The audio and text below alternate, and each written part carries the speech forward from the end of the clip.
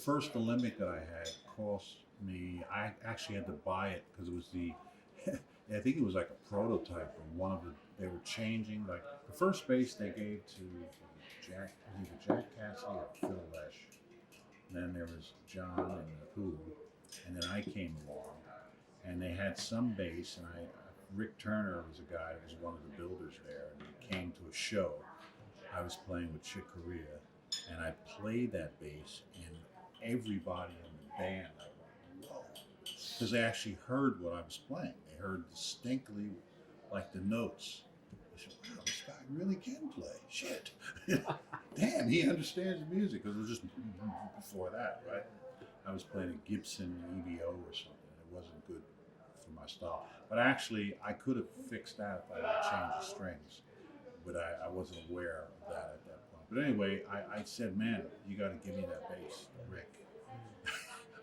It was like, I thought we would have took him in the back room and beat him up and take the bass.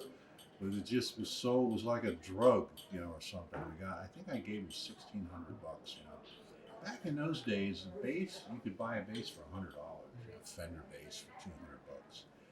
But this thing was like buying a Rolls Royce. And I remember I got everybody to chip in or something, you know. Just, but it, you know, it was great because it was just clear. There was a clarity on the instrument.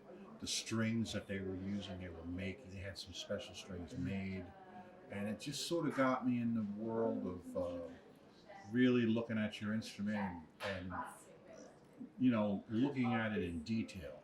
You know, when you buy like in those days, you buy a Fender or a Gibson, everything was set. You didn't think of changing the pickup. You didn't think of changing the strings. You didn't think of any of that stuff. But one of the things that the Alembic people did was they got you to look at, well, this is this kind of pickup, and then this is these kind of strings, or maybe you want to use these kind of strings. And the body is this kind of wood. It's an African wood. It's a wood from wherever. You know, it's this. You know, and so it got me to start thinking in detail about the bass, and that's another thing that they should get credit for, because what a lot of people were doing was taking their Fender basses, it's not very widely known, and they would get the electronics of the Alembic and retrofit it into the Fender basses to get that pop sound, that really high-end pop. And then, you know, the Music Man basses came out, and they figured out how to do it.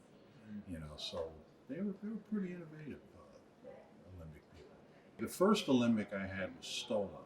Right. And the last I heard, some guy in Jersey, he was sending me little letters every now and then in the 70s. I got your bass. Fuck you. I don't know. Actually, we thought we found it. The Alembic people called me and they were so happy. They said, we found your bass. They sent me pictures and it looked like it.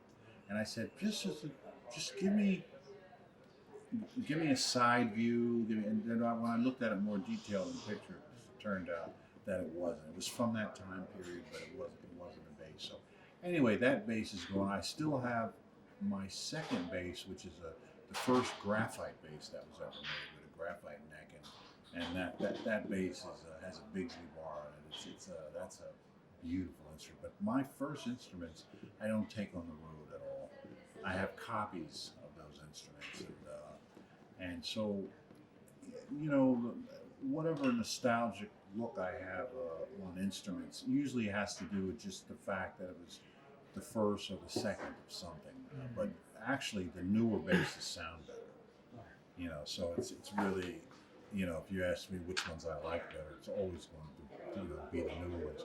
I had a bass that Alembic made for me for the Return to Forever tour in 2008, and that's the best sounding Alembic bass ever. I think out of all the instruments they've ever made.